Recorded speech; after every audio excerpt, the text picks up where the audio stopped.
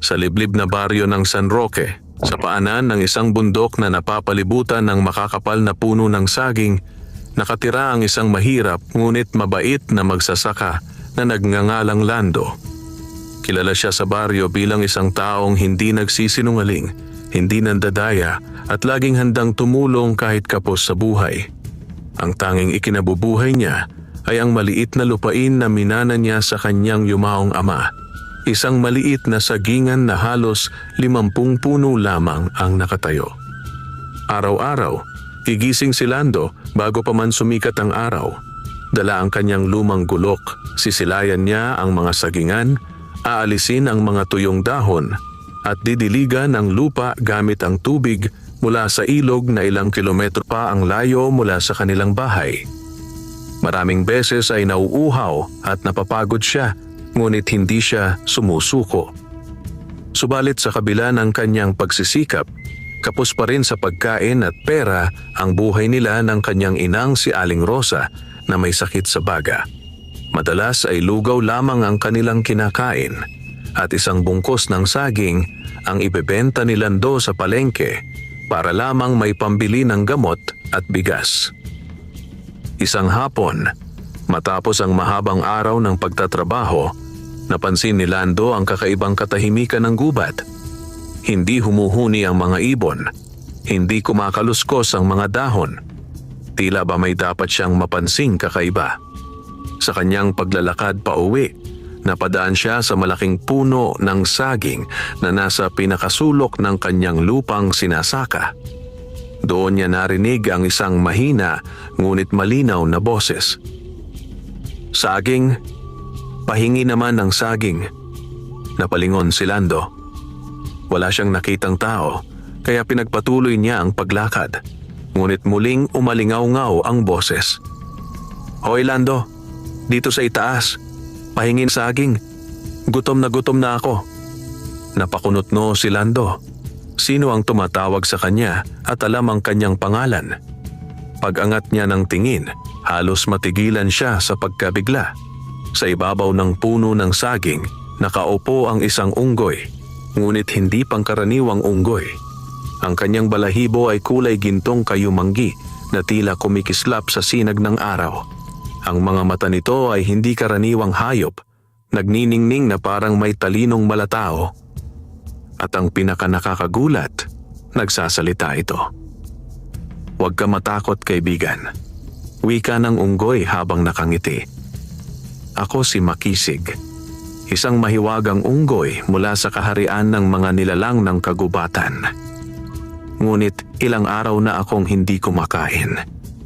Maaari bang makahingi ng kahit isang hinog na saging?" Halos hindi makapagsalita si Lando. Nanindig ang kanyang balahibo sa batok, ngunit nanaig ang kanyang mabuting puso. Bagamat mahirap at kulang din sa pagkain, binitbit niya ang isa sa pinakahinog na saging sa kanyang basket at iniabot ito sa unggoy. "Kung gutom ka, ito na," simpleng sagot ni Lando. "Wala man ako gaanong pagkain, mas importante sa akin na may matulungan." Laking tuwa ng mahiwagang unggoy. Kinain niya ang saging na parang ilang araw walang laman ng sikmura.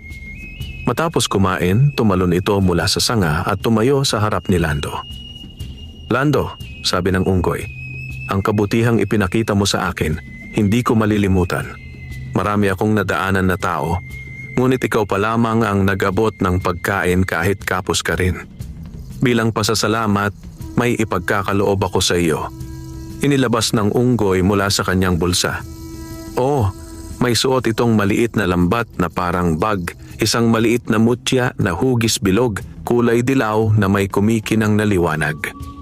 "Ito ang mutya ng saging," paliwanag ng unggoy. "Isuot mo ito sa iyong bayong o itali sa iyong pulso. Ito ay magbibigay na swerte at pagpapala sa iyong mga pananim. Ang bawat punong saging mo ay mamumunga ng marami, matatamis at hindi tatamaan ng peste."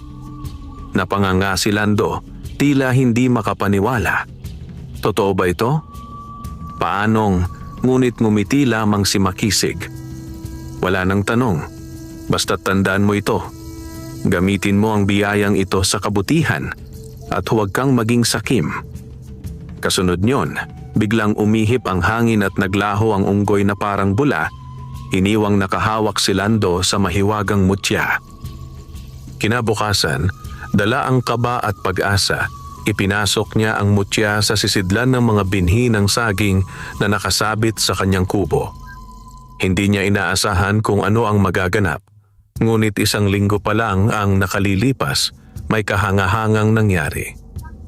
Ang mga puno ng saging sa kanyang taniman ay mas mabilis lumaki, ang mga dahon ay mas luntian, at ang mga bungay lalo pang dumami.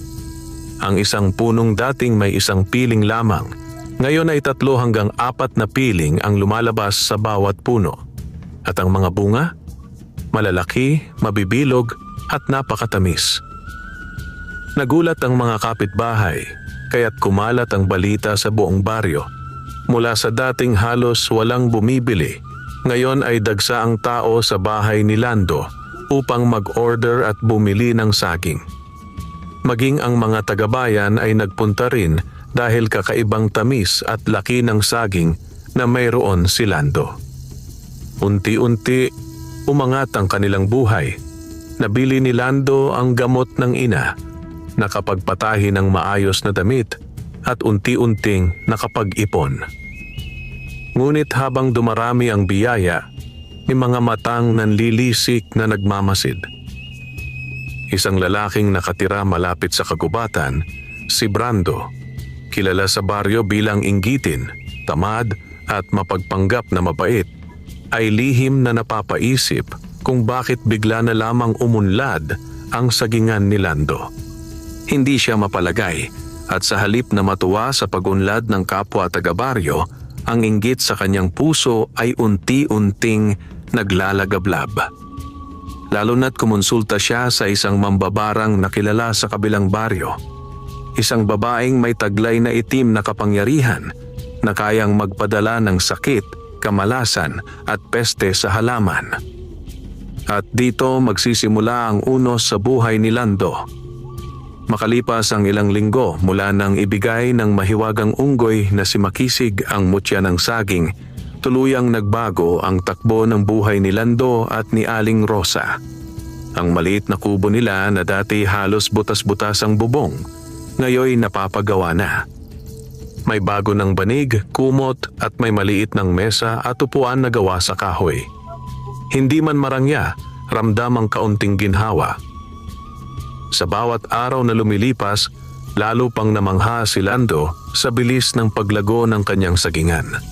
Napakaraming bunga ang nakabitin sa bawat puno at ang mga dahon ay tila kumikinang sa sikat ng araw na para bang may basbas ng kapangyarihan. Hindi lamang ito normal na pag-unlad, may halong himala. Dahil dito, napakaraming taga-ibang lugar ang dumadayo para bumili. May ilan pang nag-aalok na bilhin ang buong ani ni Lando sa mas mataas na presyo. At kahit nagkakapera siya, hindi nagbabago ang kanyang ugali. Mapagpakumbaba pa rin. Araw ng Sabado noon, nang si Lando ay naghatid ng mga piling saging sa palengke. Sa dami ng order, halos hindi siya maubusan ng paninda. Habang abala sa pagtatahi ng bayong, nilapitan siya ng isang purong mayuming dalaga na namamalengke. Kuya Lando, balita ko po ay napakatamis ng mga saging ninyo. Totoo po ba? Tanong ng dalagang may magalang na tinig. Ngumiti si Lando.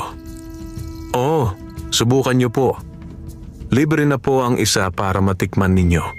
Namula ng bahagya ang dalaga dahil sa kabaitan ng binata. Salamat po, Kuya Lando. Ako po si Marites. Hindi yung chismosa, ha? Biro pa nito sabay tawa. Napangiti si Lando. Ako naman po si Lando. Sana magustuhan ninyo. Kumagat si Marites sa saging at napakislot sa sarap. Grabe, para itong may halong pulot. Iba po talaga ang lasa. Nang magbayad ang dalaga at umalis, napangiti si Lando, hindi dahil sa kita, kundi dahil napasaya niya ang tao. Isa iyon sa dahilan kung bakit lalong pinagpapala ang kanyang puso.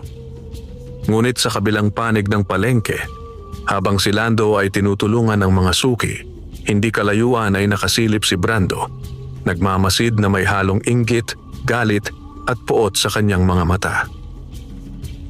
Pambihirang buhay, bulong niya sa sarili habang nakasandal sa poste. Noon lagi ko lang siyang nakikitang hirap at hahabol ang hininga sa kakabuhat ng bungkos ng saging. Ngayon, parang hari kung pakamahalin ng mga tao. Sa halip na ma-inspire, ang puso ni Brando ay unti-unting kinulam ng inggit. Hindi siya masaya para kay Lando. Ang tingin niya sa pag-unlad ng kaibigan ay hindi bunga ng sipag, kundi lihim na kapangyarihan. Dahil dito, nagpasya siyang magkaroon din ng kapangyarihan sa maling paraan. Kinagabihan, naglakad si Brando papunta sa kalapit baryong San Isidro, kung saan nakatira ang kilalang mambabarang na si Madam Ursula. Ang kanyang kubo ay nasa gitna ng masukal na bahagi ng kagubatan. Kilala si Ursula bilang tagapagdala ng sumpa, kamalasan at kadiliman sa mga taong nakakasalubong ng kanyang galit o bayad. Sa tapat ng bahay nito, may mga nakasabit na tuyong palaka, alakdan, buntot ng ahas, at mga garapon ng kakaibang laman. Habang lumalapit si Brando, tila may mabigat na puwersang bumabalot sa paligid. May mga asong itim na nakaupo, nakatanaw sa kanya na tila sinusukat ang kanyang kaluluwa. Kumatok si Brando, nanginginig ang kamay. Sumilip sa bintana ang matatalas na mata ni Ursula. Maliit, singkit, at tila may apoy sa loob. Ano ang kailangan mo, Brando ng San Roque? Malamig at paos na tanong ni Ursula. Nagulat si Brando. Hindi pa niya pinapakilala ang sarili, ngunit kilala na siya nito. Gusto ko ng tulong, sagot ni Brando, nangangatal. Gusto kong magkaroon ng biyaya. Gusto ko ring malaman ang sekreto ni Lando. Napalihis ang ngiti ni Ursula. Unti-unting humaba ang ngisi. At ang boses nito'y naging parang dalawang tao ang nagsasalita. Si Lando, ang bagong pinagpapala ng kalikasan. Lumapit si Ursula at sa pag-ikot ng basong may lamang itim na tubig, biglang lumitaw mula sa kawalan ang imahe ng sagingan ni Lando, luntiang-luntian, mabunga, at tila mas pinapangalagaan ng isang mahiwagang enerhiya. May mutya siyang taglay, bulong ni Ursula. Mutya ng kalikasan na hindi dapat napupunta sa ordinaryong tao. Kapag hindi ko kinuha sa kanya, malalakas sa kapangyarihan ang magiging taglay niya. At kapag nangyari iyon, wala ka ng laban. Humigpit ang kamao ni Brando. Tulungan mo ko. Kukunin natin ang kapangyarihang iyon. Ngunit ngumiti ng nakakatakot si Ursula. Hindi libre ang mahika, Brando. May kabayaran ang bawat hiling. Handang-handa ka na ba sa kapalit ng iyong kaluluwa? Sa kabila ng takot na bumalot sa kanyang buong katawan, napalunok si Brando at tumango. Kinabukasan, habang abala si Lando sa pag-aalaga ng sagingan, napansin niyang nagbabago ang ihip ng hangin. Ang mga halaman ay biglang tila nanlalamig. May mga ibong biglang nagsiliparan paalis at may kakaibang amoy na parang panis na dahon. Paglapit niya sa ilang puno ng saging, nagulat siya. Ang tatlong pinakamatabang puno, unti-unting nalalanta. Ang mga dahon ay nagkukulubot at ang mga bunga ay nagiging itim, parang may kumakain mula sa loob. Napaluhod si Lando. Bakit nangyayari ito? Bakit biglang may sumpa sa aking taniman? Nang biglang may marinig siyang mahinang boses sa hangin. Lando, bantayan mo ang iyong mutya. May nagtatangka. Pamilyar ito, ang boses ni Makisig, ngunit parang mahina at galing sa malayo. Napalingon si Lando, kinakabahan. Ramdam niyang hindi iyon ordinaryong peste. May masamang puwersa na nagsisimulang sumalakay. At iyon ang unang babala ng paparating na digmaan sa pagitan ng kabutihan at kasakiman. Kinabukasan, maagang nagising si Lando. Hindi siya halos nakatulog matapos makita ang 3 puno ng saging na tila inatake ng isang kakaibang sumpa. Habang nakatanaw sa bintana, iniisip niya kung ano ang dapat gawin upang mailigtas ang kanyang taniman. Nais niyang sundin ang bilin ng mahiwagang unggoy na si Makisig na huwag gagamitin sa kasakiman ng mutya ng saging, ngunit hindi niya inaasahan na may taong gustong sumira sa kanya. Nang mapansin ni Aling Rosa ang malalim na pag-iisip ng anak, tinawag niya ito habang nag-aabang ng kape. "Anak, may problema ba? Hindi ka makatingin sa akin ng diretso," tanong ng ina habang hinihigop ang kape. Napabuntong hininga si Lando. "Inay, may 3 puno ng saging kahapon na biglang nalanta. Parang sinadya. Hindi normal ang nangyari. Madalas mangyari yan kapag may inggit na tao," wika ni Aling Rosa. "Hindi mo alam kung sino ang handang gumawa ng masama para lang maangkin ang ginhawa na mayroon ka." Sa narinig, lalo pang nag-alala si Lando. Hindi niya gustong maniwala na may gagawa ng masama sa kanya, ngunit hindi rin maitatanggi na may mga matang naninibugho sa kanyang pag-angat. "Pero anak," dagdag ni Aling Rosa, "anumang pagsubok, huwag mong kalimutan ang kabutihan. Yon ang totoong kapangyarihan." Tumango si Lando at ngumiti. "Opo, inay. Hindi ako susuko." Kinagabihan, habang nagdidilig si Lando sa kanyang taniman, biglang lumamig ang paligid. Napatingala siya at nakita ang buwan na bilog, tila mas maliwanag kaysa dati. May kumikislap sa hangin, maliliit na tila mga alitap-tap, ngunit kulay dilaw. Sa gitna ng liwanag, unti-unting may hugis na nabuo. Sa isang iglap, lumitaw sa kanyang harapan si Makisig, ang mahiwagang unggoy na may gintong balahibo. "Makisig!" sigaw ni Lando. Bakas ang saya at ginhawa sa muling pagkikita nila. Ngumiti ang unggoy at tumalon sa isang puno. "Mukhang kailangan mo na naman ng tulong ko, kaibigan. May nangyayari sa aking sagingan," wika ni Lando. "Parang may masamang kapangyarihan na sumusubok sumira." Tumango si Makisig, naging seryoso ang mukha. "Hindi ka nagkakamali. May mambabarang na nagpadala ng sumpa sa iyong sagingan, at ang taong nasa likod nito ay may pusong puno ng inggit." Napalunok si Lando. "Sino?" Huminga ng malalim si Makisig. "Si Brando." Nanlumo si Lando. Hindi siya makapaniwala. Si Brando ay dati niyang kaibigan, nakakasabay magtrabaho sa bukid at nakakasalo sa simpleng kwentuhan. Hindi niya inakalang kaya nitong humingi ng tulong sa isang masamang nilalang. "Pero bakit?" tanong ni Lando. "Dahil hindi niya matanggap ang pag-angat mo," sagot ni Makisig. "At higit pa doon, ay nais niyang maagaw ang mutya ng saging na ibinigay ko sa iyo." Tumalon si Makisig pababa at umupo sa tabi ni Lando. Inilabas niya mula sa kanyang maliit na bagang 3 dahon ng saging na may kakaibang marka. "Ito ang 3 dahon ng proteksyon," paliwanag ng unggoy. "Idikit mo ito sa paligid ng iyong taniman. Ang unang dahon ay para sa proteksyon laban sa kulam. Ang ikalawa ay para sa lakas ng mga puno. At ang ikatlo, para sa pagtuklas ng katotohanan." "Pagtuklas ng katotohanan?" ulit ni Lando. "Kapag nilagay mo ito sa gitna ng iyong taniman, malalaman mo kung sino ang tunay na kaibigan at sino ang lihim na kalaban. Ngunit mag-ingat, Lando. Hindi lahat ng katotohanan ay madaling tanggapin." Tinanggap ni Lando ang mga mahiwagang dahon. Nagpapasalamat siya ng walang humpay. "Lando, kailangan mong maging handa," dugtong ni Makisig. Si Ursula, ang mambabarang na tumutulong kay Brando, ay isa sa pinakamalalakas sa buong lalawigan. Hindi siya titigil hanggat hindi nasisira ang iyong buhay at hindi ka nawawalan ng pag-asa. Napatigil si Lando, nanginginig sa narinig. Anong dapat kong gawin? Tandaan mo ang sinabi ko noon, sagot ni Makisig. Gamitin ang mutya sa kabutihan.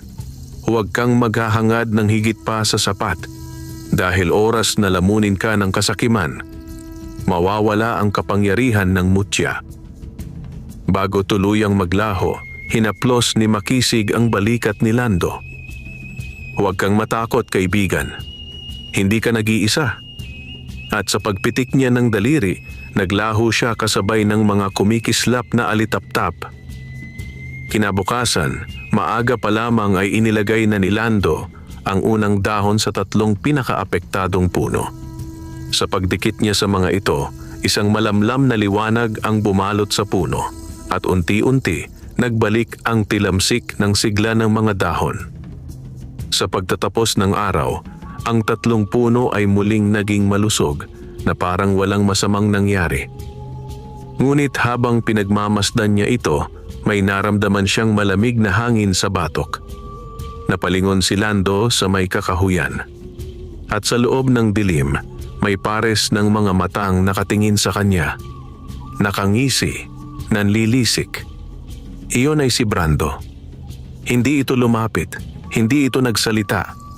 Ngunit sapat na ang titig nito upang ipadama ang mensaheng, hindi pa tapos ang laban. Mabilis na kumalat sa baryo ang balita tungkol sa muling pagsigla ng mga puno ni Lando. Gayunpaman, kasabay ng pagdating ng mga suki at mamimili, unti-unting dumarami ang mga bulong at tsismis. May mga taong humahanga, ngunit mayroon ding mga hindi naniniwala na likas ang pag-unlad ni Lando. Ang ilan ay nagsabing may nilalapitan daw itong engkanto at kakaibang nilalang sa bundok. Hindi ito alintana ni Lando, patuloy lamang siya sa pagsisikap, pananalangin at kabutihang loob. Ngunit habang tumitindi ang liwanag sa kanyang buhay, lalo rin palang dumidilim ang mga mata ng mga nagtatangkang sumira sa kanya. Sa kabilang baryo, sa tirahan ng mambabarang na si Madam Ursula, nagliliyab ang mga kandilang kulay itim at lila. Nakapaligid dito ang mga palayok at sisidlang may lamang kakatuwang hayop at halaman. Si Ursula ay nakaupo sa gitna ng bilog ng asin, may hawak na maliit na manika na yari sa tuyong dahon ng saging na hugis puno. Si Brando ay nasa tabi, kinakabahan ngunit sabik na makita ang epekto ng kulam. Sigurado ka bang gagana ito? Tanong ni Brando habang nakamasid sa kakaibang ritual. Brando, sarkastikong sagot ni Ursula. Ako ang reyna ng barang sa 3 lalawigan. Kapag ginawa ko ang sumpa, kahit ang lupa ay titigil sa paghinga. Tumawa ito ng mababa't nakakatakot, tila nanunuot sa balat. Itinusok ni Ursula ang 3 karayom sa manika. Isa sa dahon, isa sa tangkay at isa sa pinakaugat. Simula sa gabing ito, mararamdaman ni Lando ang puot ng kadiliman. Matutuyo ang lupa at mamatay ang mga saging. Pagkatapos, binuga ni Ursula ang itim na usok mula sa bibig, dumiretso ito sa manika at naglaho. Kumislap ang mga kandila at sa pag-ikot ng hangin, tila may kakaibang enerhiya ang kumawala.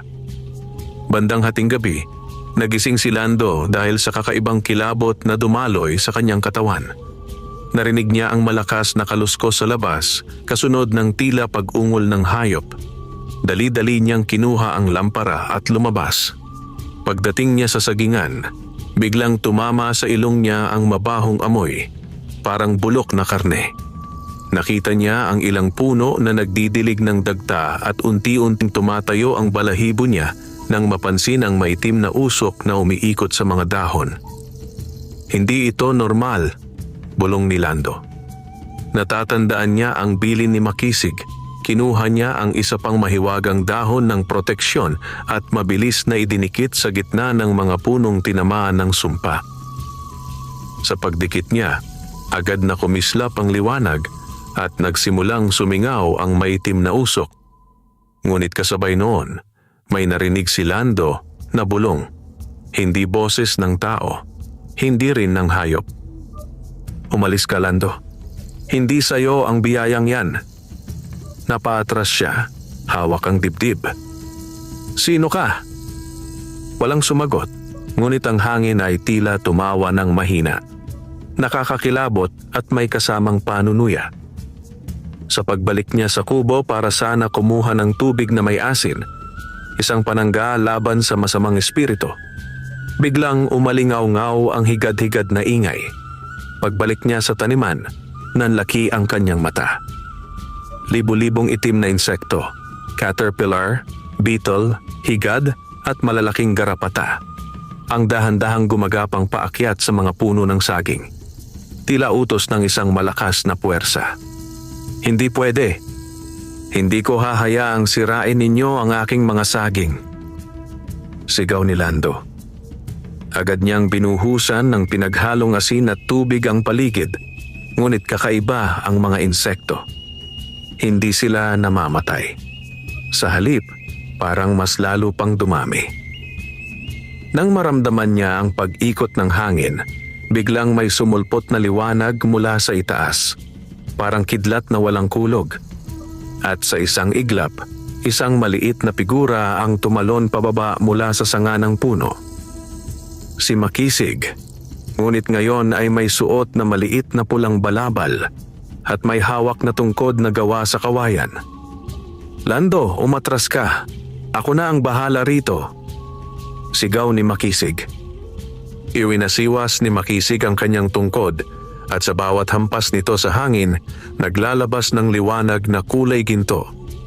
Ang liwanag na iyon ay tumatama sa mga insekto na agad na nagiging alikabok bago maglaho. Ngunit hindi doon nagtapos ang lahat. Pagkatapos mapuksa ang mga insekto, biglang kumapal ang usok sa gitnang bahagi ng taniman. Humubog ito sa isang anino ng babae. Manipis, mahaba ang buhok at may pulang mata. Makisig, tumatanda ka na, sabi ng anino sa paos ngunit nakakatawang tinig. Hindi mo kayang ipagtanggol ang mortal na yan sa habang panahon. Nakapikit si Makisig, nag-iipon ng lakas. Umalis ka sa lupain na ito, Ursula. Ang kapangyarihan mo ay walang bisa sa ilalim ng liwanag. Tumawa ang anino, malakas at mababa. Kung gayon, magsisimula na ang tunay na laban, Makisig. Isa ka lang unggoy, habang ako'y may kapangyarihang itim. Hindi mo kayang pigilan ang sumpang ipapataw ko sa binatang ito. Bago mawala, bumulong ang anino. Kapag dumating ang ikatlong gabi, may buhay na kapalit. At naglaho itong parang usok na sinipsip ng hangin. Paghinga ng malalim ni Makisig, bumaling siya kay Lando. Hindi magpapatalo si Ursula. Ang unang pag-atake ay pagsubok lamang. May 3 gabi ng kadiliman na inilaan niya para sa'yo. Ang una ay tapos na, ngunit ang ikalawa at ikatlo ay mas malala. Nanginginig si Lando, ngunit matatag ang kanyang tinig. Makisig, hindi ako susuko. Hindi ko hahayaang maagaw nila ang biyayang ibinigay mo. Hindi ko hahayaang masira ang pangarap ko para sa aking ina. Ngumiti si Makisig, proud sa tapang ng binata. Yan gusto kong marinig. Tandaan mo, Lando, sa bawat dilim, may liwanag. At hindi ka nag-iisa. Sa gabing iyon, naupo sina Makisig at Lando sa ilalim ng buwan, nagplano kung paano haharapin ang susunod pang 2 gabi ng sumpa. Sa hindi kalayuan, may isang pares ng matang nanunood sa dilim. Galit, puno ng poot at inggit. Si Brando. At hindi na siya kontento sa kulam lamang. Gusto na niyang saktan mismo si Lando. Makalipas ang unang gabi ng pag-atake, hindi nagpakita ng takot si Lando. Sa halip, mas naging determinado siyang protektahan ang kanyang sagingan at ang biyayang ipinagkaloob ni Makisig. Subalit may isang hindi niya maitatanggi, ramdam niya ang bigat ng nakaambang panganib. Maghapon na naglinis at nagayos ng taniman si Lando. Tinulungang ipahid ni Makisig ang pangalawang dahon ng proteksyon sa 4 na sulok ng lupain. Habang ginagawa ito, napansin ng unggoy ang bahagyang panginginig ng kamay ni Lando. "Natataranta ka," sabi ni Makisig nakatingin sa kanya. Napahinto si Lando at napaupo sa tabi ng isang puno. "Hindi ko maitatanggi, kaibigan. Natatakot ako. Hindi ko alam kung kaya kong harapin ang susunod na gabi." Umupo si Makisig sa tabi niya. "Ang tapang ay hindi kawalan ng takot, Lando. Ang tapang ay pagtayo kahit nanginginig ang tuhod mo. Tandaan mo yon." Napangiti si Lando. Sa kauna-unahang pagkakataon, ramdam niya na hindi lamang isang mahiwagang nilalang si Makisig. Isa itong tunay na kaibigan. Habang naglalagay si Lando ng mga lampara sa paligid ng taniman, bilang dagdag na liwanag sa gabi, napadaan si Marites, ang dalagang bumili ng saging sa palengke. May daitong maliit na basket. "Kuya Lando, napadaan ako para mag-abot ng kaunting merienda. Narinig ko sa palengke na parang may nagaganap na kakaiba sa inyong taniman. Totoo po ba?" Napakamot sa ulo si Lando. Hindi alam kung paano iisa-isahing ipaliwanag ang sumpa, kulam at mahiwagang unggoy. May mga peste lang na umatake." Wika niya, umiwas tumingin para di siya mabuko. Ngumiti si Marites, sabay abot ng kakanin. "Mag-ingat po kayo, ha? Parang may pakiramdam ako na may taong gustong manakit sa inyo." Nagulat si Lando sa sinabi ng dalaga. Napatingin siya rito at sa unang pagkakataon, napansin niyang hindi lamang mabait ang dalaga, may pakialam ito sa kanya. Matapos magpaalam si Marites, hindi napansin ni Lando ang isang aninong sumusunod sa dalaga habang ito'y papauwi. Si Brando. Pagsapit ng hating gabi, kusa na namang lumamig ang hangin, mas malamig kaysa nung unang gabi. Ang mga lampara ay isa-isang namatay kahit hindi pa nauubusan ng langis.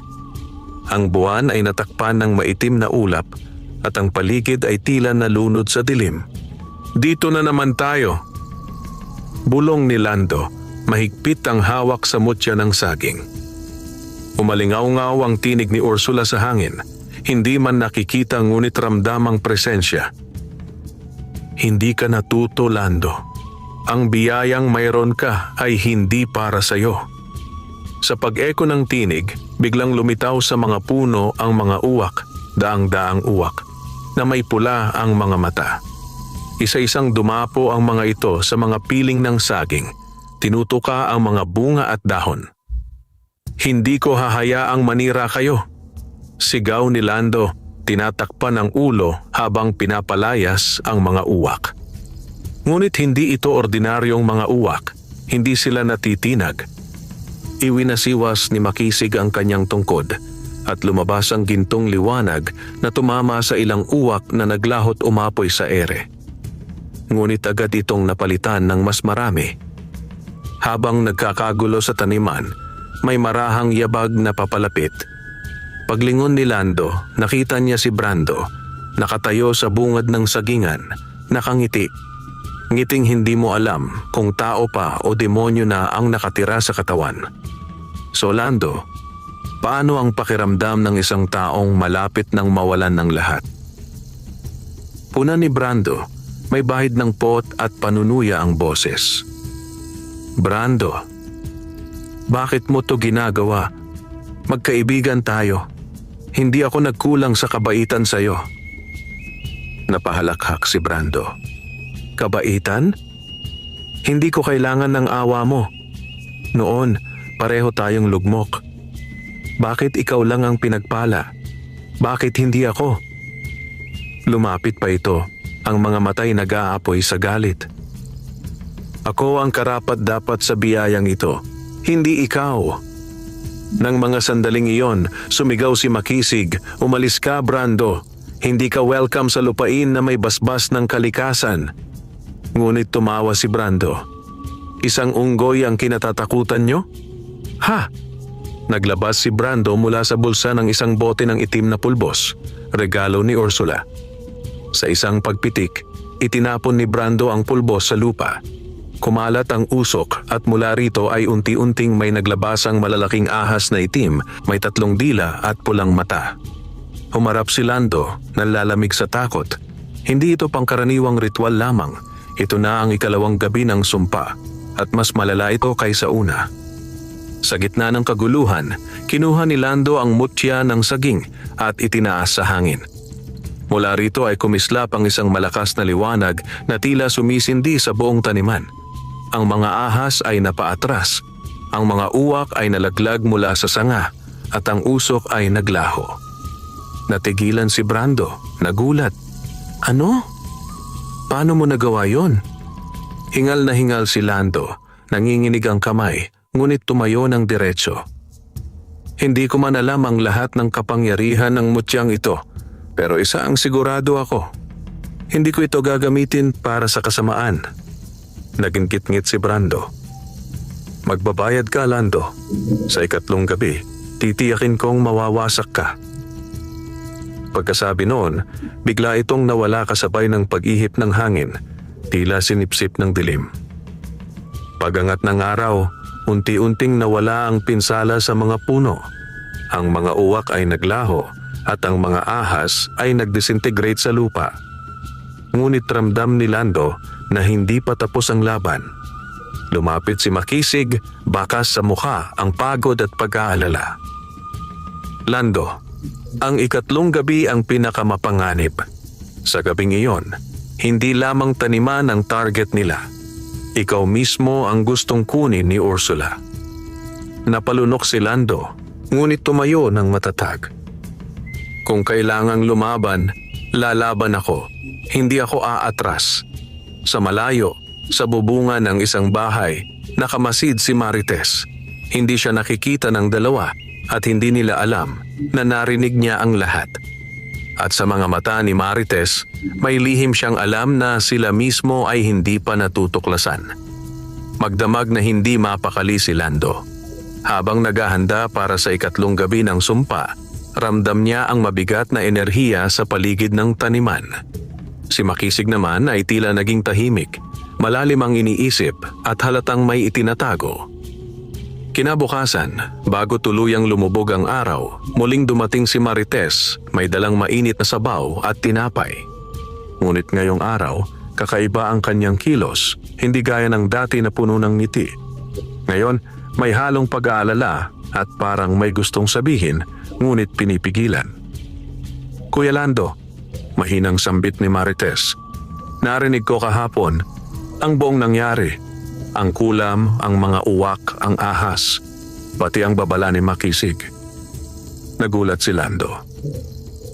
Marites, narinig mo ang lahat? Paano? Hindi napatingin si Marites. May nararamdaman akong kakaiba sa paligid mo, Lando. Hindi ito normal na laban. Hindi ito simpleng pang-aapi. May nakatali sa kapalaran mo. Nagtaka si Lando sa salitang iyon. Nakatali? Ano ang ibig mong sabihin? Bubuksan na sana ni Marites ang lahat ngunit biglang lumitaw si Makisig mula sa sanga at sumabat. Hindi pa panahon para malaman niya ang lahat. Nagulat si Marites at isang saglit. Nagtama ang mata nila ni Makisig. Hindi iyon basta tingin ng tao sa hayop. May pagkilala. Parang dati na silang nagtagpo. Makisig. Mahina at may tensyon ang tinig ni Marites. Kung hindi pa panahon, malalate kayo pag nalaman yung huli na. Napikit si Makisig. Tila nagpipigil ng sagot. Marites, umuwi ka muna. Nalalapit na ang oras. Hindi dapat masangkot ang mga walang kakayahan. Ngunit tumitig si Marites kay Lando at bago umalis ay bumulong. Mag-ingat ka. Minsan, ang ikatlong gabi, hindi lang halimaw ang darating. May tukso ring susubok sa puso mo. Usapan sa pagitan ng magkaibigan. Nang makalayo si Marites, humarap si Lando kay Makisig. Kaibigan, may hindi ka sinasabi sa akin. Ano ang koneksyon ni Marites sa lahat ng ito? Huminga ng malalim si Makisig. Hindi ko sinasabing masasama sina Marites, ngunit may bahagi siya sa kwento. Hindi lahat ng taong nakikialam ay dapat isama sa laban. May mga sikreto siyang kailangang siya mismo ang magbunyag sa tamang oras. Nag-aalab ang utak ni Lando sa kalituhan, ngunit pinili niyang magtiwala kay Makisig. Ang laki ng utang na loob niya rito. Sa kabilang baryo, si Ursula ay nakahanda na para sa ikatlong gabi. Nakahubad ang mga paa, nakaputing damit na may pulang marka ng demonyo at nasa gitna ng bilog ng asin. Ngunit ngayon ay kulay dugo ang asin. May hawak siyang garapon na may itlog ng uwak at sa loob nito ay gumagalaw na parang may buhay. Sa ikatlong gabi, bulong niya, "Hindi lamang taniman ang mawawasak. Kukunin ko ang kaluluwa ni Lando at ang mutya ng saging ay magiging atin." Sa tabi niya, si Brando, tila hindi na normal ang itsura. Namumutla, nangingitim ang ilalim ng mata, at ang boses ay may halong puwersa ng itim na mahika. "Hindi ko kailangan ng kaluluwa niya," malamig niyang sabi. "Ang gusto ko ay makita siyang nakaluhod, walang-wala." Ngumiti si Ursula. "Makikita mo, Brando. Pero maghanda ka. Sa gabing iyon, hindi lamang si Lando ang magdurusa, kundi pati ang mahal niya." Nagulat si Brando. "Mahal niya? Sino?" Ngunit tumawa lamang ng marahan si Ursula. "Hindi ka ba nakatingin? Hindi ka ba napapansin? Ang babaeng iyon na palaging nasa paligid niya." Si Marites. Nagliwanag ang mata ni Brando at nagbago ang ngiti. "Kung ganon, gagamitin natin siya." Bago magdilim, nilagay ni Lando ang ikatlong dahon ng proteksyon, ang dahon ng katotohanan, sa gitna ng taniman. Nang dumikit ang dahon sa lupa, biglang kumalat ang manipis na liwanag sa paligid. Parang scanning. Parang may hinahanap. Si Makisig ay nakabantay, ngunit halatang kinakabahan. "Lando, ang dahong yan. Kapag nagbukas ang liwanag, may katotohanang malalantad. Hindi ko alam kung magugustuhan mo." Nagtanong si Lando, "Ano ang ibig mong sabihin?" Bago makasagot si Makisig, biglang may nakita silang aninong babae sa gilid ng taniman. Nakalugay ang buhok, tila umiiyak at nakaturo kay Lando. Paglapit nila, naglaho ito. Pagsapit ng hating gabi, ang oras ng kulam, sumipol ang matinding hangin. Ang lupa ay nag-vibrate at biglang nangalaglag ang mga dahon ng saging kahit hindi tag-ulan o tagbagyo. Ang tahimik na gabi ay biglang napalitan ng iyak ng mga pusa, alulong ng aso at tila pag-iyak ng sanggol sa malayo. "Kabisado ko na ang ganitong simula," sabi ni Makisig. Tumayo sa tabi ni Lando. "Makisig, handa na ako," sagot ni Lando. Hawak ang mutya ng saging. Ngunit bago pa magsimula ang ikatlong gabi ng sumpa, isang tinig ang lumikha ng mas malakas na dagundong kaysa kulog. Isang tinig ng babae. "Lando, tumakbo ka." Paglingon nila, si Marites ang nandoon, hingal na hingal, may luha sa mata.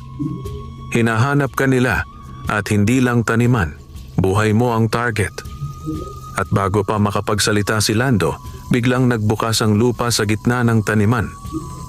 Isang malaking itim na kamay na gawa sa anino ang unti-unting lumabas mula sa lupa. Ang ikatlong gabi, nagsimula na. Umangat mula sa lupa ang dambuhalang itim na kamay na tila gawa sa usok at anino. Sa bawat paggalaw nito, nanginginig ang lupa at ang mga puno ng saging ay nagsipagyuko na para bang may mabigat na puwersang dumadagundong sa buong taniman. Si Lando ay napaatras, mahigpit na hawak ang mutya ng saging. Si Makisig naman ay tumalon sa harapan niya, tila handang lumaban na namang oras. Sa likod, nakatayo si Marites, humihingal at nanginginig, ngunit hindi dahil sa takot, kundi dahil sa pagmamadali at kaba. Mula sa itim na kamay ay unti-unting lumitaw ang isang malaking nilalang na animoy higanteng anyo ng multo, walang mukha, ngunit may pulang mata at nakangising bunganga na parang punit sa hangin ng ngiti. Ito ang tinatawag ni Ursula na halimaw ng dilim, isang nilalang ng sumpa na kumakain ng lakas, swerte at kaluluwa ng tao. Sa di kalayuan, may nakita silang dalawang figura na papalapit, si Brando at si Madam Ursula. Parehong nakangiti, parehong puno ng puot, parehong handang tapusin ang laban. "Ngayon, Lando," sigaw ni Ursula, "ang kapalaran mo ay dudurugin ko. Sa gabing ito, mawawala sa iyo ang biyaya at maging ang buhay mo." Nagsalita si Brando, halos wala ng anyo ang dating kaibigan. Para bang lason ang kanyang mga mata. Pagkatapos nito, "Akin ang mutya." Pero bago pa umatake ang halimaw, lumapit si Marites sa tabi ni Lando at hinawakan ang braso nito. "Lando, pakinggan mo ako," nanginginig ang boses ng dalaga. "Bakit ka nandito?" "Delikado," sigaw ni Lando. Pilit siyang itinatabi. "Hindi mo ako maiitataboy ngayon," sagot ni Marites. At sa unang pagkakataon, tumitig siya ng diretso sa mata ni Makisig. "Makisig, tama ka. Hindi ko na pwedeng itago. Kailangan na niyang malaman." Nagulat si Lando. "Malaman? Ano?" "Marites, ano ang sinasabi niyo?" Huminga ng malalim si Marites at unti-unting nagbago ang ihip ng hangin. Isa-isang nagliwanag ang mga lampara sa paligid kahit walang humipo. Ang paligid ay tila kumalma saglit. At doon, nagsimulang magbago ang aura ni Marites. Unti-unting kumislap ang katawan ni Marites. Mula sa kanyang likuran, hindi pakpak, kundi mga dilaw na sinag ng liwanag ang umusbong. Parang dahon ng saging, ngunit gawa sa purong liwanag. Ang buhok niya ay umikot sa hangin na para bang may sariling galaw, at ang kanyang mga mata ay nagliwanag ng gintong kulay tulad ng sinag ng araw. Natulala si Lando. "Ma'am Marites, ano ka?" Bahagyang ngumiti ang dalaga, ngiting mapait at may halong pagod. "Hindi ako isang ordinaryong tao, Lando. Ako ay isang bantay ng kalikasan." Nagulat maging si Ursula at napaatras. "Birheng tagapagbantay? Akala ko naubos na ang lahi ninyo?" "Hindi lahat ng inaakala mong nawala ay talaga nang naglaho," sagot ni Marites. Ipinaliwanag niya. "Ang angkan namin ay tagapagbantay ng mga mutya at biyayang bigay ng kalikasan, kabilang ang mutya ng saging. Matagal ko nang alam na ang mutyang yan ay mapupunta sa isang taong may mabuting puso. At ikaw yon, Lando. Sinundan kita, hindi para kontrolin, kundi para protektahan." Nanginginig si Lando. Hindi niya alam kung dapat matakot o humanga. Hindi nagpaapekto si Ursula. "Kahit anong tagapagbantay ka pa, hindi mo ako mapipigilan." Iwinasiwas ni Ursula ang baston niyang may puno ng buhok at buto. Tumama ang itim na kidlat sa lupa at muling gumalaw ang halimaw, papalapit sa kanila. "Makisig, simulan na natin," sigaw ni Marites. Sa unang pagkakataon, tumango si Makisig sa dalaga, hindi bilang unggoy na nagbibigay ng mutya, kundi bilang kakampi sa digmaan. Naglabas si Makisig ng saklob na gintong enerhiya na bumalot kay Lando. Samantalang si Marites ay umangat ng bahagya sa ere, iniunat ang dalawang kamay at naglabas ng liwanag na parang sinag ng araw. Nang sumalpok ang itim na halimaw sa gintong enerhiya ni Makisig, umuga ang lupa ngunit hindi ito makalapit. Sa kabilang banda, ang liwanag ni Marites ay tumama sa halimaw, tila sinusunog ang maitim na balat nito. Napasigaw ito ng malakas. Nagalit si Ursula. "Hindi ninyo ako mapipigilan. Brando, kunin ang mutya." Habang abala sina Makisig at Marites sa pagpigil sa halimaw, mabilis na tumakbo si Brando papunta kay Lando.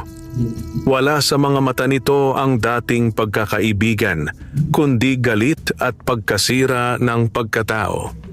Lando, ibigay mo na sa akin yan.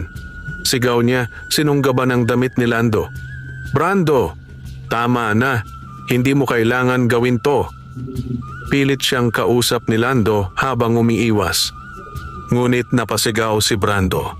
Hindi mo na ako mahahadlangan. At sa isang iglap, nahawakan niya ang mutya ng saging.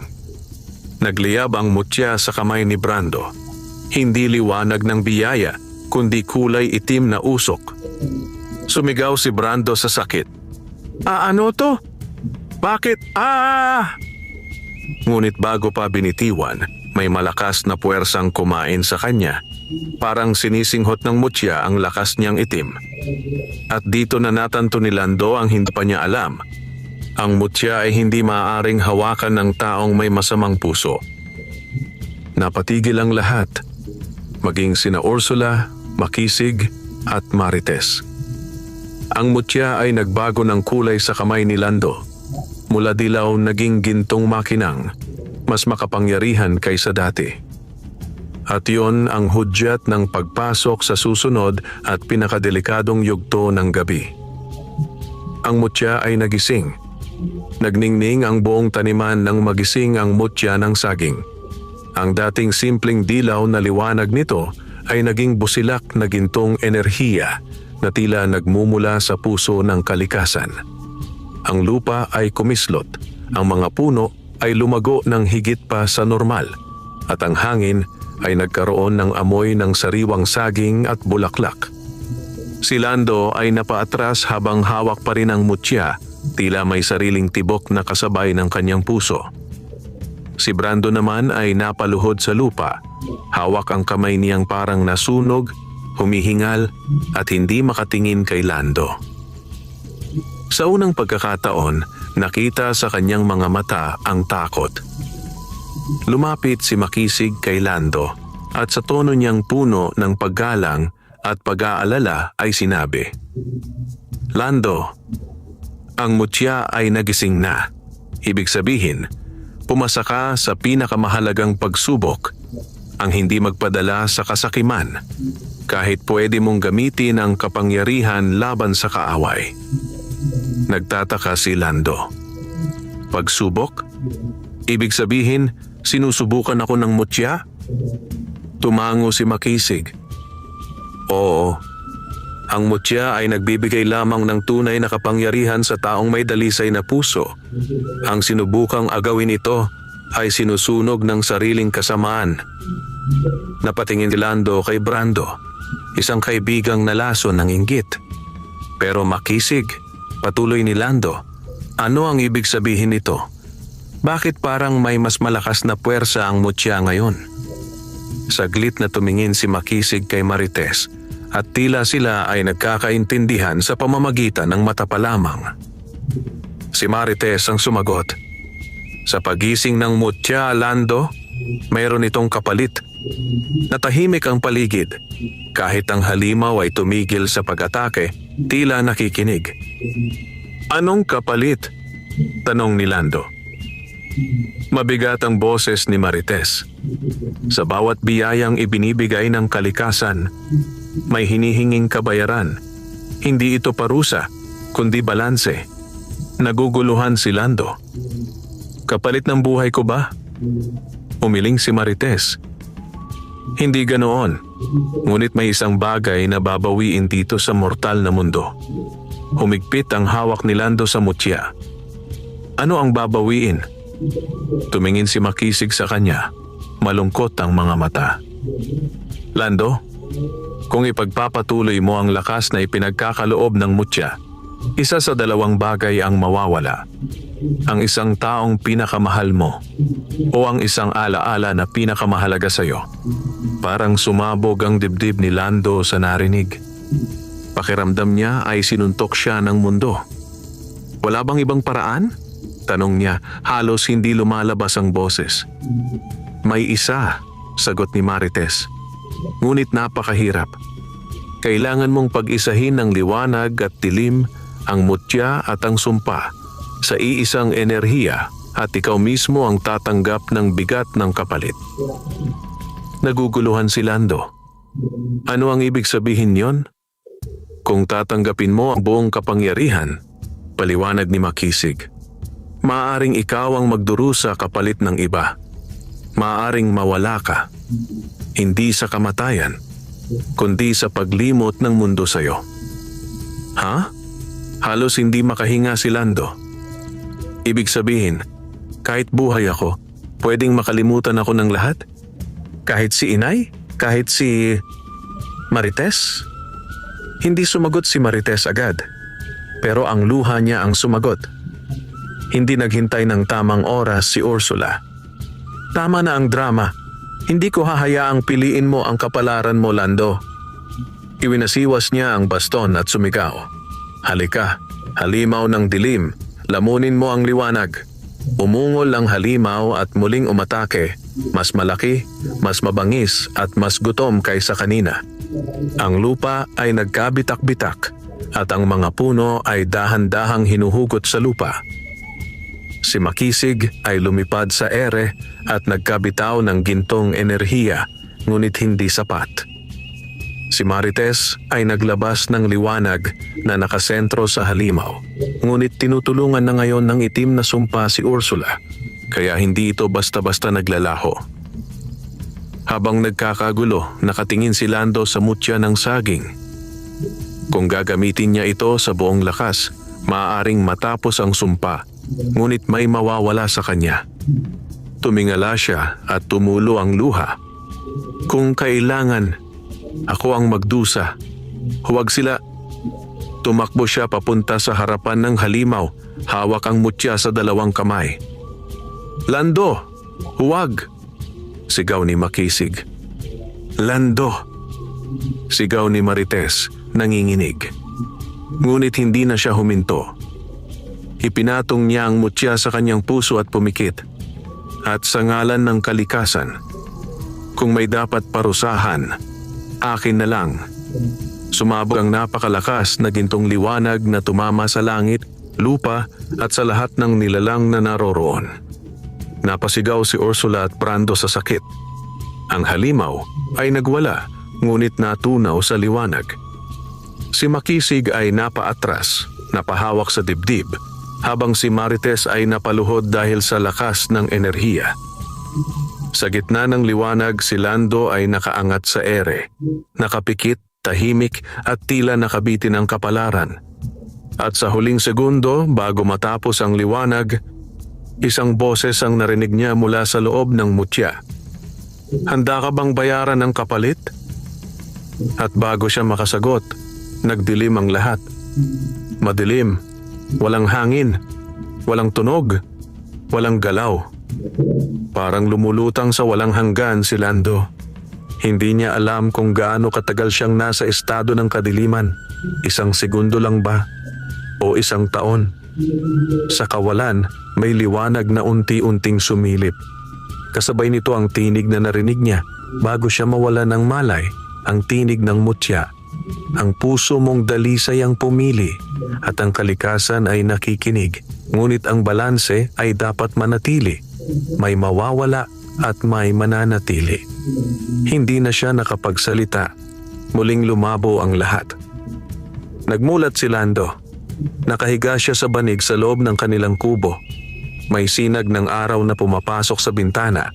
Tahimik ang paligid, tila payapa. Napaupo siya at napatingin sa paligid. Inay? Walang tugon. Lumabas siya ng kubo at tumigil ang tibok ng kanyang puso. Ang buong taniman ay maayos, malakas, luntian at mas masagana pa kaysa kailanman. Parang hindi dumaan sa 3 gabi ng sumpa. 3 beses siyang napasinghap. Pero may kakaibang mali. Wala si Makisig. Wala si Marites. Wala si Brando. Wala si Ursula. Walang bakas ng labanan. Walang sira. Walang abo. Walang kalat. Parang hindi nangyari ang buong gabi. At mas nakakatakot, may 2 bata na naglalakad sa tapat ng kubo. May dalang basket ng mangga.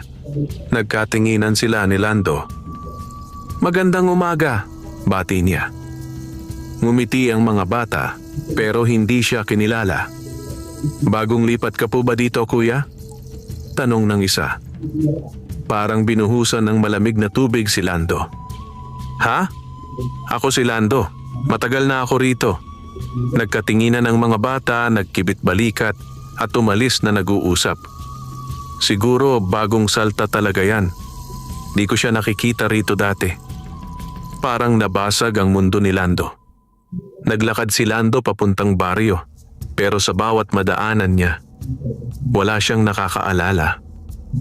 May kumukuha ng saging sa tindahan, pinuri ang laki at tamis, ngunit nang lumapit siya at magbiro. Uy, mukhang marami kang nabili ah. Nagulat ang babae. Pasensya na po, kilala niyo po ako? Kayo po? Si Lando. Ako ang nag-aalaga ng sagingan sa may paanan ng bundok. Ngumiti ang babae. Ay, hindi po kayo si Mang Husto? Siya po ang may-ari ng sagingang yon. Kakagaling ko lang doon kahapon. Grabe ang asenso niya. Namutla si Lando. Iba na ang may-ari ng sagingan. Pagkarinig niya roon, agad siyang tumakbo pabalik sa lupain. Pagdating niya, may malaking karatula. Pag-aari ni Husto Farms Sariwang Saging, Tatak Kalikasan. Isang lalaking may magandang barot pantalon ang nag-inspeksyon ng mga puno. Husto? Bulong ni Lando. Si Mang Husto? Siya ang dating may pinakamalaking lupa rito pero nalugi.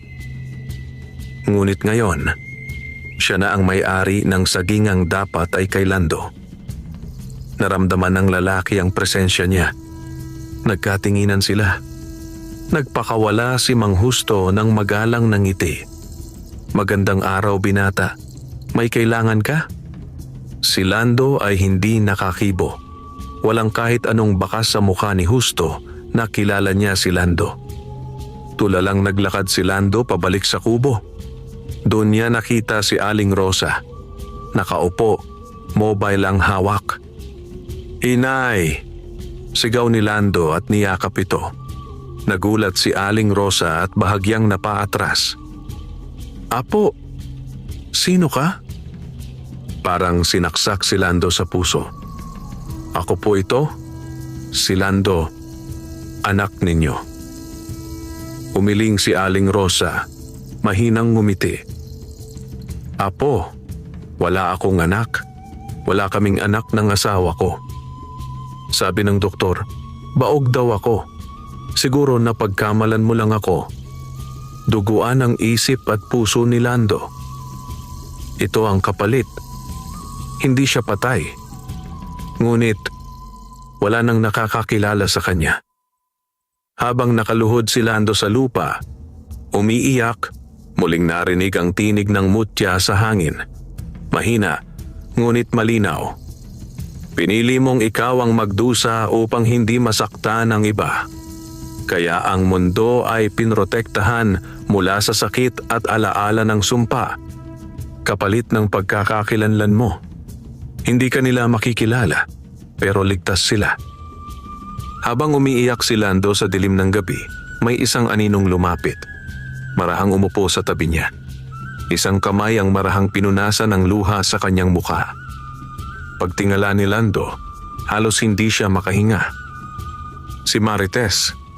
Ngunit, iba ang aura. Wala na ang liwanag ng bantay.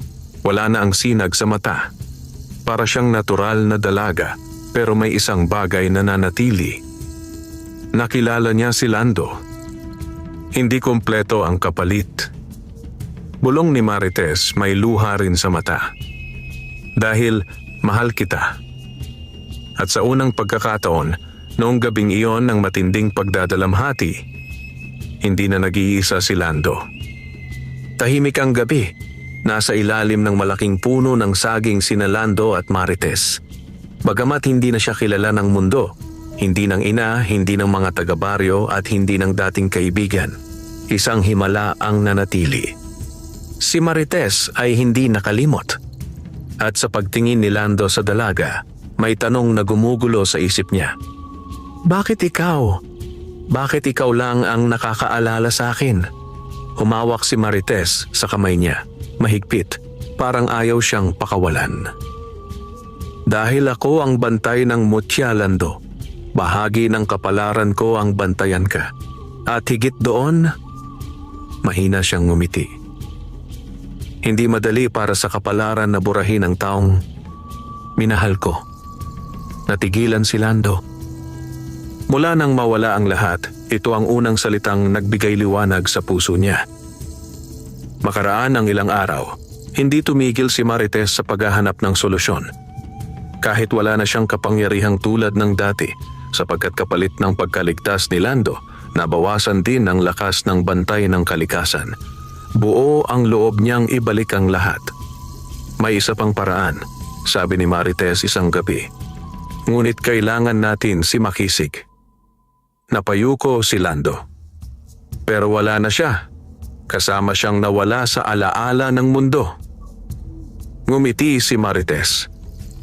Hindi siya ganap na nawala. Ang mutya ay hindi nagbubura ng nilalang ng mahalagang papel sa balanse. Hindi siya matatanggal, kundi nakatulog lang. Pinuntahan nila ang dating lugar kung saan unang nagpakita si Makisig, ang malaking puno ng saging sa likod ng taniman. Dinala ni Marites ang isang piraso ng tuyong dahon ng saging na may lumang marka ng mahika. "Makisig," bulong ni Marites. "Kung naririnig mo kami, gising na. Kailangan ka namin." Walang tugon.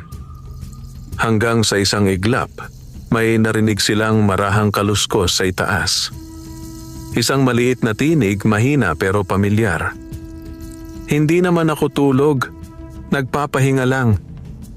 Napaluha si Lando nang makitang nakaupo sa sanga si Makisig, nakangiti, pero bahagyang nanghihina. Makisig, patawad. Hindi ko planong maging ganun ang kapalit." Umiling si Makisig, tumalon pababa at tinapik ang balikat ni Lando. "Sa lahat ng taong nabigyan ko ng mutya, ikaw ang unang hindi nasira ng kapangyarihan. Yan ang tunay na himala. At dahil doon, may karapatan ka sa huling gantimpala." Tumingala si Makisig, kumurap ng 3 beses, at sa paligid nila ay umikot ang munting alitaptap na kulay ginto. "Marites, handa ka na ba?" tanong niya. Tumango ang dalaga. "Handa." Hawak ni Makisig ang mutya ng saging at itinapat ito sa puso ni Lando. "Lando, may 2 landas ngayon. Una, ibalik ang lahat ng alaala nila sa iyo, pero mawawala ang biyaya ng sagingan magpakailanman. Ikalawa, manatili ang biyaya sa lupain, patuloy na pag-aani para sa lahat. Pero ikaw lamang at si Marites ang makakaalala sa katotohanan." Tahimik si Lando. Ipinikit niya ang mata. Sa isip niya ay ang ngiti ng kanyang ina, ang mga batang natulungan, ang tanim. Pagmulat niya, tumingin siya kina Makisig at Marites. "Kung may dapat makinabang, hindi ako. Gusto kong ang baryo, ang lupa, ang kalikasan, ang umunlad." Kahit hindi nila ako makita bilang Lando na nakilala nila dati, napangiti si Makisig, may luha sa gilid ng mata. Iyan ang sagot ng isang tunay na pinagpala. Sa isang kisap mata, nagliwanag ang paligid. At nang humupa ang liwanag, narinig nila ang tawag ng isang pamilyar na tinig mula sa kubo. "Anak, Lando, handa na ang almusal." Natulala si Lando. "Si Inay, naaalala niya ako." Agad siyang tumakbo papasok at pagdating niya, niyakap siya ng ina ng mahigpit. Tila matagal silang hindi nagkita. "Akala ko masyado kang napapagod sa taniman, anak. Magpahinga ka rin minsan." Habang nakayakap, napatingin si Lando sa labas, sa taniman malusog, masagana. Ngunit wala ng mutya sa pulso niya. Lumapit si Marites sa kanya at bumulong. May alaala sila ng iyo, pero wala silang alaala ng sumpa, kulam at mutya. At tama lang iyon. Si Makisig naman ay umakyat sa balikat ni Lando. Huwag kang mag-alala. Hindi mo na kailangan ng mahika para umasenso. Ikaw mismo ang Magic Lando. Tumawa ang unggoy. Pero babalik ako kung kailangan mo ulit ng saging na pampaswerte. Libre lang yon sa'yo. Tumawa si Lando sa wakas tunay, magaan, masaya. Tumingin siya sa taniman, sa langit at sa dalawang nilalang na naging bahagi ng kanyang buhay. Hindi ko na kailangan ng mutya, wika niya. Basta't sama-sama tayo, sapat na. At doon nagsimula ang bagong yugto ng buhay ni Lando, hindi bilang taong pinagpala ng mahika, kundi bilang taong pinagpala ng puso, sakripisyo at pag-ibig, wakas.